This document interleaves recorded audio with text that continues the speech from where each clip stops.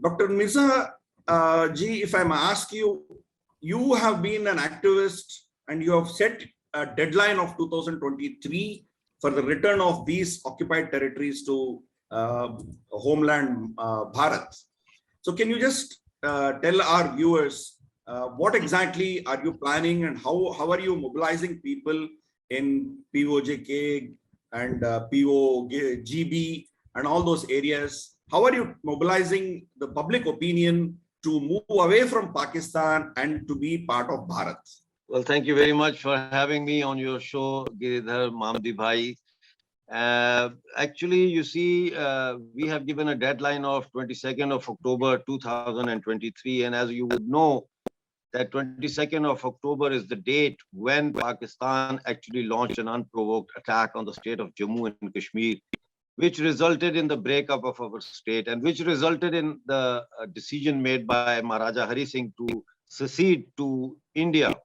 Therefore, Pakistani occupied Jammu Kashmir and occupied Gilgit-Baltistan both by default are part of India, and I am by default as another 4 million of POJK and 1.6 million of Gilgit-Baltistan. We are all by default Indian citizens. Now we have come to a breaking point, you see. Enough is enough. Mamdi Bhai, when you are denied your basic human rights, maybe you can live with that. But if you are denied the basic necessities of sustenance for living, you don't have water, you don't have wheat, you don't have electricity, you don't have hospitals. If you have a clinic, it does not have a rabies vaccine, it does not have a snake bite vaccine. Your rivers are diverted in order to supply electricity to Punjab. I mean, you name it, roads. Every day our people are dying because there are no safety walls on the mountainous terrain and nobody's bothered. When it comes to that, and you see that you have your children have no future, then that point, I say, is when you arrive to a breaking point. We have come to a breaking point. For us, it's a do and die situation or do or die situation. Now, we have given a deadline for Pakistan to vacate occupied territories that it illegally has. And it is not something that is out of the box that we have come up with, that everyone should be surprised. This is the demand in the first resolution passed by the United Nations Security Council, that Pakistan is an aggressor. Therefore, Pakistan and all aliens should withdraw from Pakistani occupied Jammu Kashmir. So, second part of your question, that how are we preparing? We have been working on this for a very long time. The first obstacle that we were faced with was what I would say in Urdu is called kalme ka rishta, that we have a bond of the kalma with Pakistan. Second was that Hindus and Indians are enemies. And the third was two-nation theory, that Muslims and Hindus are two separate nations. So as you say that I grew out of this narrative first myself, and I realized with the formation of Bangladesh that if Pakistan, different parts that make Pakistan, if the bond was Kalma, then how come Bangladesh was created? What happened to the bond of Kalma over there? What happened to the two-nation theory there, that the Hindus went and liberated East Pakistan for the Bengalis and handed it over to them and returned? It did not go as an occupying army. It went as a liberation army. It went to help and assist the catalytic process of liberation of a whole nation that was besieged by the Punjabi army. So that Kalme ka Rishta illusion gone there. The second is Hindus are your enemies. If Hindus are our enemies, then how come our enemy is coming to assist more than a nation of whom more than 250,000 women were gang raped by Muslims, not by Hindus? So how can Hindu be my enemy? The third is two-nation theory. Now that took a while to, clear my head about that and get around it, because you have to understand that nation state is a modern concept, and nation state is built on market. It's about markets. It's about national boundaries, that this is the national boundary of our country, and we will have a uniform tax system, custom duty system, and chungi and all that.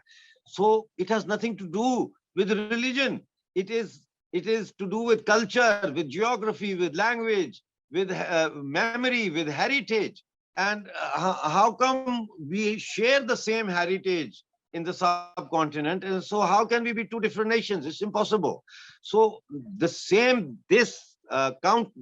is what I call counter narrative. We built this counter narrative and we succeeded in that because we are talking common sense. We are not talking rocket science, So people started to question Pakistan's Kalme ka Rishta, Pakistan's propaganda against India, Pakistan's propaganda about two-nation theory, and they said that, well, if we are two nations, then it's the Gilgitis and the Punjabis are two nations. If we are two nations, then yes, the Pakistani Jamwals and Kashmiris and Punjabis, we are two different separate nations who think different, who eat different, who wear different, who do everything different. So now we have overcome the first obstacle, which was to smash the Pakistani false narrative. And now we are in the second phase where our narrative is gaining momentum. And you can see that all over POJK and POGB, people are talking about reunion with India, which was not possible, which was unthinkable only a decade ago. And the third phase is 22nd of October 2023, that we want our lands to be liberated. And people ask me what will happen on 2023, 22nd October. I say, well, wait and see then. You prepare yourself, we are preparing ourselves. Let's see what happens. But it's a do or die situation, Mamidi bhai. If you have to look into your crystal ball and make some guesses, how long would you give to the current legal entity of Pakistan? Do you think its balkanization is inevitable, or would it be like let's say Ethiopia or Somalia, a failed state but still a united Pakistan, which will go on for long? How do you see the future of Pakistan? Well, first of all, I don't have a crystal ball, and secondly, how long is a piece of thread? It's very hard to give a timeline of the final disintegration of Pakistan as a state. But I think that it already is in a state like Ethiopia. It is being, held together with the barrel of the gun. It's not being held together democratically. The Baloch are fighting for their independence. The Tehreek-e-Taliban Pakistan is up in arms against Pakistan army. The Sindhis are asking for freedom. We, the people of POJK and POGB, want to go back and join Mother India. So it's only a matter of time. The question is, how long is it going to take for India to act and to seriously put a plan on the table for getting back POJK and POGB? Because the way towards Akhand Bharat is via POJK and POGB. There's no other route.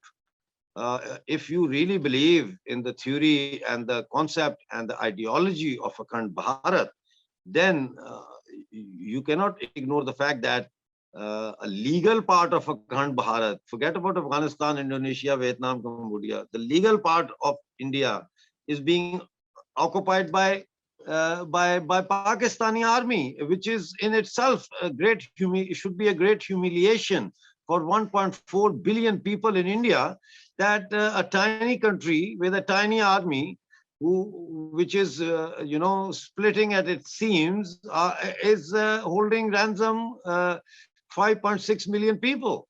It's an embarrassment. So Indian government will have to come up with a concrete plan to win back the territorial parts that are under the occupation of Pakistan. Well, I think the recent statement by our Honorable Defense Minister Rajnath Singh indicated in as many words that we haven't forgotten POJK. and that Ma Sharda is there, and you can't have Amarnath on this side of the line of control and Sharda Mata on the other side of the line of control. So is the case with our Home Minister Amit Shah ji, when he had spoken about giving up, sacrificing our blood, spilling our blood, or giving life to retake areas under Pakistani occupation. He said that in the parliament itself.